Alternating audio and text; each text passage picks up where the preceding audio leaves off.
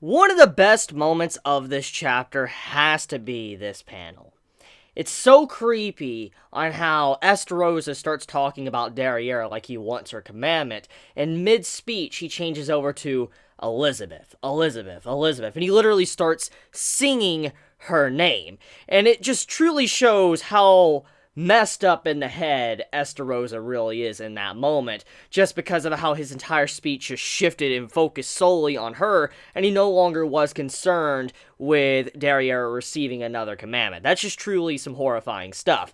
But anyways, there is a certain segment to this chapter that raises a lot of questions, and there is a lot of things that are also answered in a way because of this chapter. Number one, it's very apparent that Elizabeth's memories in some way has been tampered with. Let me explain.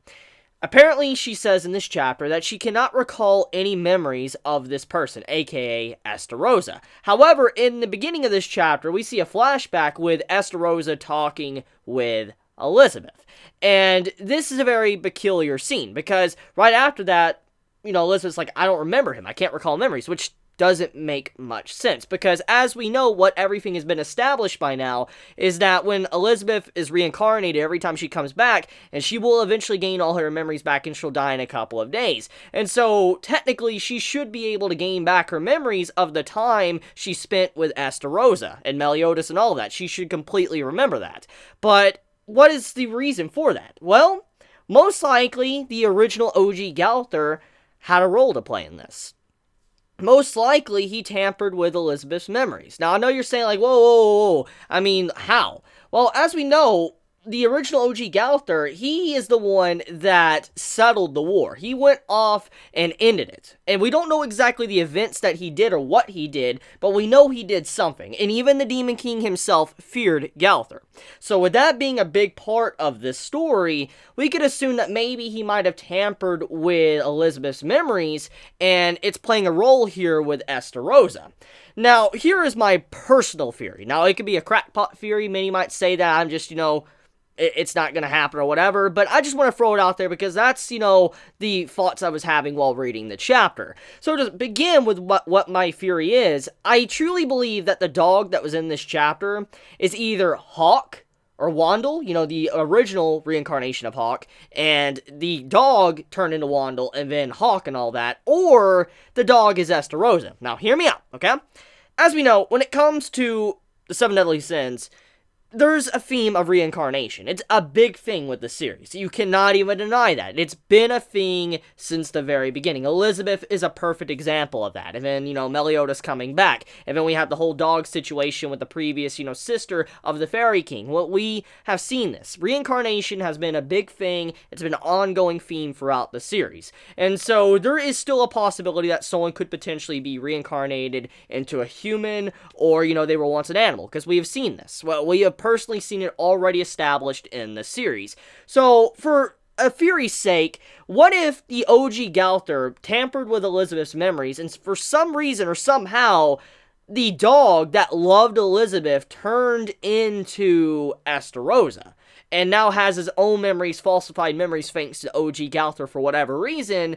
We don't really know the, reason by it, the understanding of why he's like he is, but most likely that would explain some of the things, the gaps, especially with the flashback we got. Maybe the Estarossa we saw in the flashback, in fact, wasn't Estarossa, but it was Meliodas, and the person that was, the dog was actually Estarossa, which would explain why Estarossa had love for Elizabeth, because the dog obviously really liked Elizabeth, was always around her most likely, and probably got to see Meliodas and Elizabeth's relationship, and got jealous and wished that he could be Meliodas. So that is a possibility. I'm just saying, I'm throwing it out there. Yes, in some ways it's a reach, and it's a crackpot theory, but like I said, reincarnation is an ongoing theme, so who knows? I got that thought while reading the chapter. The flashback really got to me when it came to just how I feel bad for Estarossa. Regardless if he is the dog or if he really is the younger brother of Meliodas, whatever, okay? I feel bad for Estarossa. The poor man, he truly just wants to, go after Elizabeth and love her. And the thing is, he realizes that he could never have her. He got pretty much cucked out of, ever being in a relationship with her, and he's just upset about that. And so he wants to become the only person that, Elizabeth cares about, which is Meliodas. And you can see where his overall mindset throughout this chapter, he's just becoming very warped. He's like, I am Meliodas and all that. And I'm like, yo, what the hell? And I mean, like I said, he turned into like demented singing and all that when he was just saying Elizabeth and all that. I'm just like, oh my god. So I mean, overall, I feel bad for his character. And he's a really fascinating character, especially because of these flashbacks we've been getting.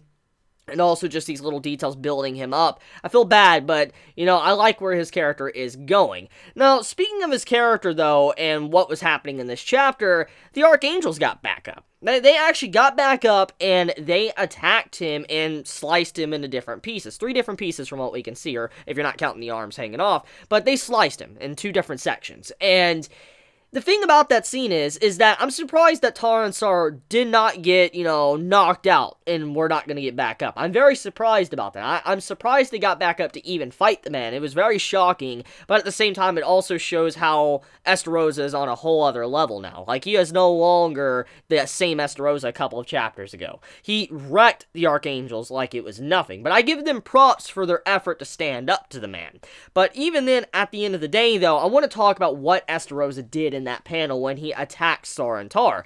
I don't know how many noticed this, but when he got sliced into different pieces and all that, and then the next panel you see like this spinning motion and all that, Estarossa literally, he actually spun his different body parts separately disconnected into different ways while he rotated around cutting Sar and Tar, which is pretty savage. Just like, yo, what the hell? You can even see by the next panel with the rotation of his top half and all that, with the other half going the other way, he was literally rotating his body while attacking them, which was a really cool effect. I highly doubt the anime would probably ever showcase that as well, though, because, I mean, most likely to do that type of animation would take a lot of effort. I mean, it looked really insane in this chapter just because of how the art was done. I want to talk about how, in this chapter, Diane did something really crazy. She used actually a diamond wall, a diamond shield, which...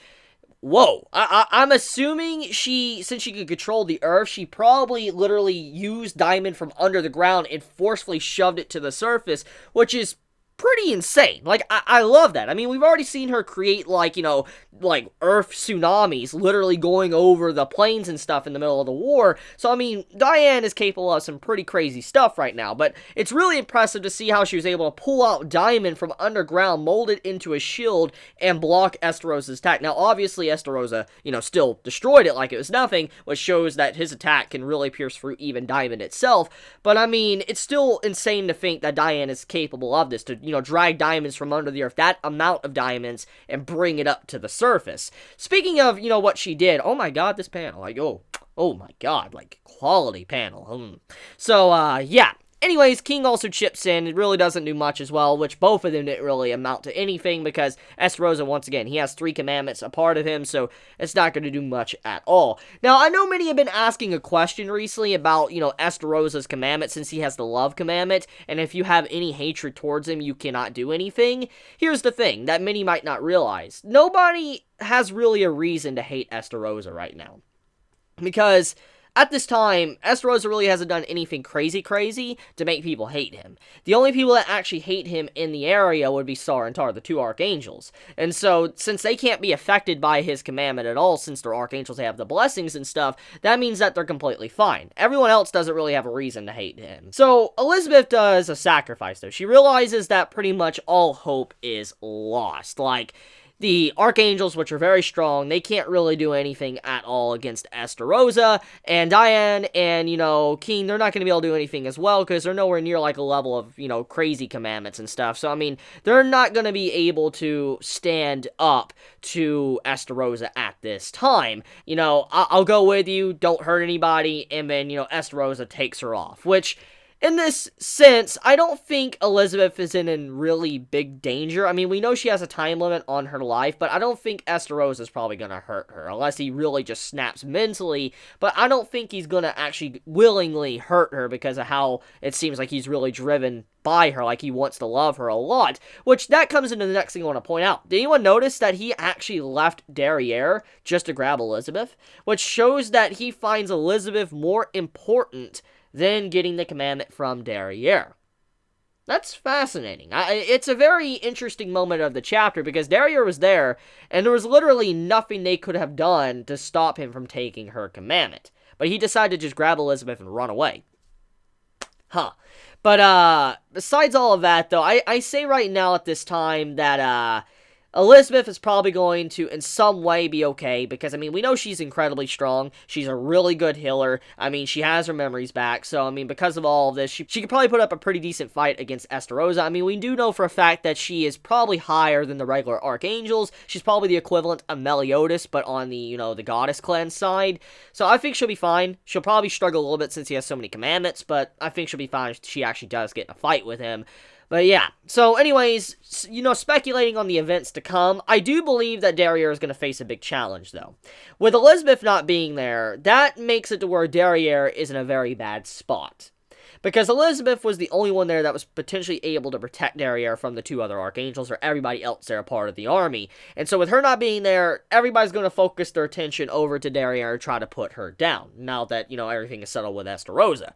And I can definitely see some conflict happening between, you know, Diane King versus Sarantar. I definitely see that happening because, you know, they want to respect Elizabeth's wishes, and Sarantar might have an issue with, you know, Derriere being there. But at the same time, we do know that Sarantar, they do respect Elizabeth. We personally have seen this time and time again throughout the manga and this arc. So, I do think they would respect her, but at the same time, though, there's probably going to be some form of conflict in the upcoming chapters because of Derriere just being there in the first place. But that's about it. Let me know your thoughts in the comments below. Still no sight of Bond, and this is week, like, 300. I mean, like, where's my boy Bond? I mean, this man's gonna, you know, be forever locked up in purgatory, it seems. But, I love you guys. You have a wonderful day or not, wherever you live. Please be safe. Chibi out.